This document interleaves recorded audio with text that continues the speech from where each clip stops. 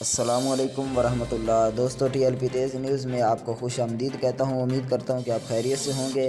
आज एक जो वीडियो आपको दिखाने जा रहा हूँ, ये बहुत ही अहम वीडियो है। आपने गौर और तवज्जो के साथ इस वीडियो को देखना है। पीपल पार्टी के ये लोग हैं और ज़ियाउल हक उसकी कब्र पर जाकर जो है वो नारेबाजी कर रहे हैं और बेहुरमती उस कब्र की जो है वो कर रहे हैं। अभी आपको वो वीडियो दिखाते हैं कि उस वीडियो में वो कह रहे हैं कि जियो भुट्टो उसके नारे लगा रहे हैं और ज़ियाउल हक जो है इसके बारे में जो है वो बातें कर रहे हैं और ये कह रहे हैं कि तुम कितने भुट्टो मारोगे। हर घर से जो उनका ये नारा है कि भुट्टो निकलेगा, इसी तरह के जो है वो नारे लगा रहे हैं। तो चलिए अभी वो वीडियो देखते हैं। उससे पहले अगर चैनल को सब्सक्राइब नहीं किया तो जल्दी से चैनल सब्सक्राइब कर दें।